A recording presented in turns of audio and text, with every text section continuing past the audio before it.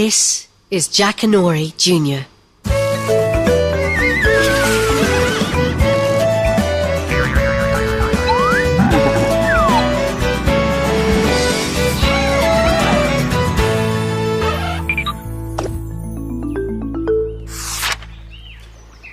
Hello, I'm Dervla. This is the story of a toad called Trevor and an evil magician called Wasp. The story is told by the magician's dog, Pong. It's called The Toad Prince. Hi, I'm Pong.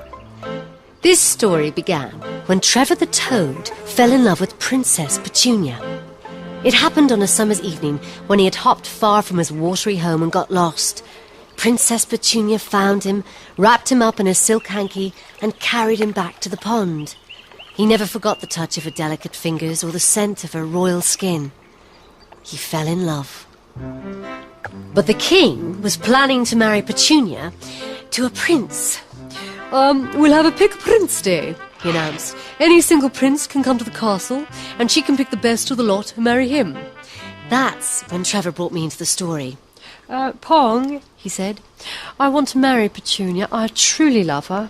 I think she'd love me if I was a prince. So, since your magician turns frogs into princes, why can't he turn a toad into one? I think I can persuade him to, I said, smiling as a plan began to form in my brilliant brain. The very next day, the wizard Wasp demanded a frog for a spell. Get me a frog. He always spoke to me like that. Get this, get that, do this, do that. It's a wonder I hadn't chewed his nose off by now. Hide like you've never hidden before, I told the frogs. The frogs vanished. They've all gone, I told Wasp. The wizard grabbed my net. Nonsense. Here, let me. He dragged the net through the murky water, and when he pulled it out again, it was full of slimy weed, and one brown toad with goggly eyes clinging on tightly with his long fingers. Trevor. Croak. Ugh! Nasty toad, said the wizard, tipping him over and trying to shake him off. Trevor took a gulp of air and said, Take a closer look at me, Wasp. I'm a fine specimen, quite frog-like. Why not use me in your magic? What? Said Wasp. Now I spoke, slowly, as if the idea had only just occurred to me. You know, that's a cool idea, Wasp, I said. Turning a toad into a prince? I mean, no other wizard has ever done that. You'd be famous. Oh, ridiculous. Toads are disgusting, brown and warty, such wide mouths, no manners. This made the other toads mad. Stop them, Pong, cried Wasp. Do something.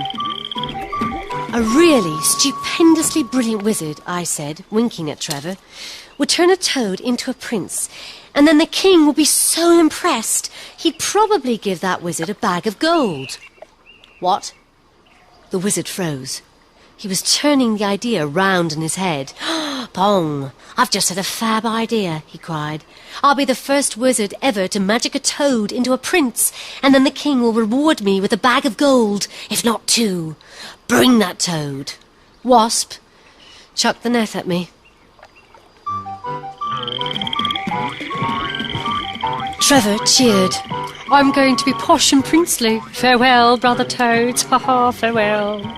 Croak! It's not fair, they cried.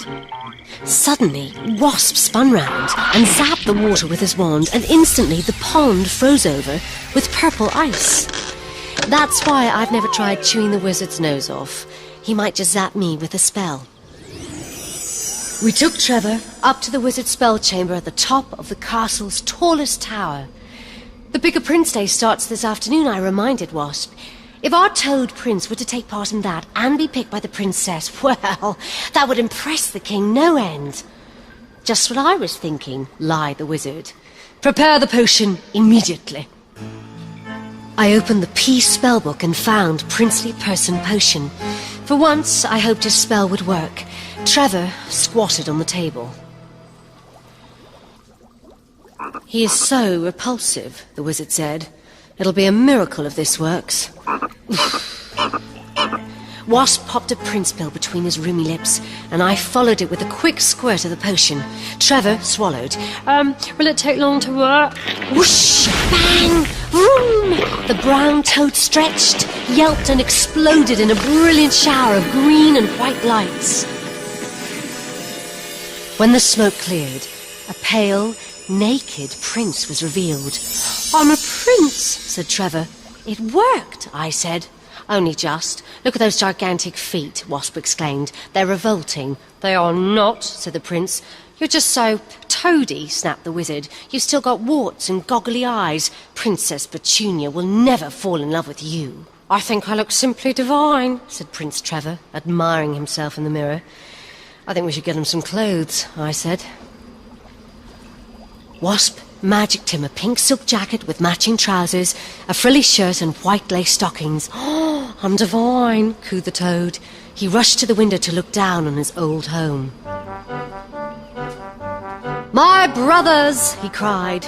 The toads had broken up most of the magic purple ice and were leaping on the remaining pieces. They look pretty mad, I said. Oh, they are. That's toad rage. Toads can get so stressy. He was staring intently at the pond, and I noticed he was licking his lips. See those squiggly black things wriggling in the water? Trevor said. Well, they're delicious. Trevor! Hush! Whoops!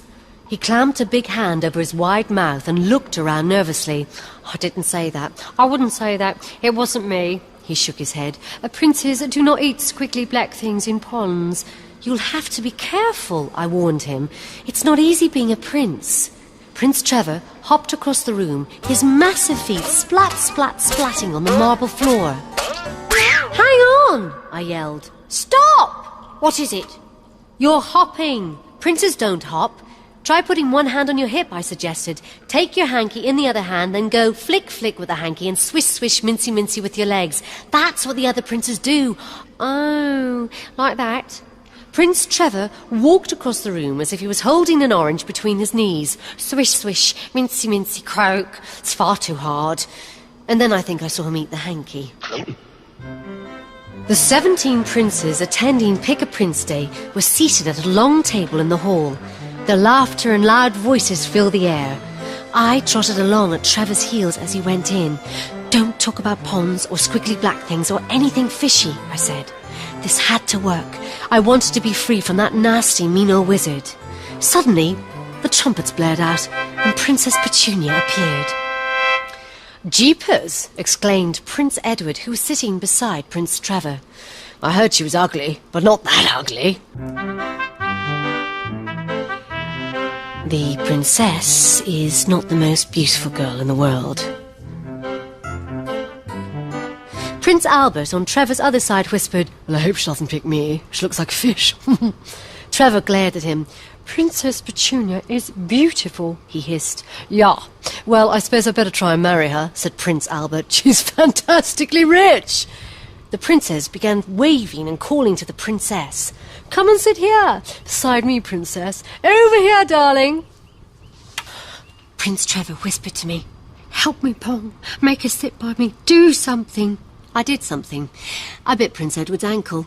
Prince Edward obligingly shot into the air, and Trevor was able to offer Petunia the empty seat. Hello. Hello. She fluttered her eyelashes at Trevor. What's your name? Prince Trev. Croak. Ribbit. He was so nervous he was croaking. Have you got a cold? Asked Princess Petunia sweetly. Frog in my throat. Croak, said Trevor. You're very lovely, Petunia. Her smile faded suddenly. She turned away. You know I'm not, she said in a small voice. But you are, said Trevor. I think you're absolutely gorgeous. He beamed at her. They stared into each other's eyes, and it suddenly struck me that they looked very similar. They were both so watery. Great, I thought. They'll fall in love and... Disaster struck. A large fly appeared above the table, swooping over the toad in the hole and the mashed potatoes. Trevor followed its every move. Go away, he hissed. But as his mouth opened, his tongue flicked out as if it had a life of its own, and... He ate it. Oh, shrieked Princess Petunia. You ate a fly. Trevor gulped and croaked and held his napkin to his mouth. Oh, silly me, he muttered. I thought it was a flying currant. A what? Princess Petunia's eyes were as big as saucers. Oh, you scallywag, she cried, hitting him gently with the stick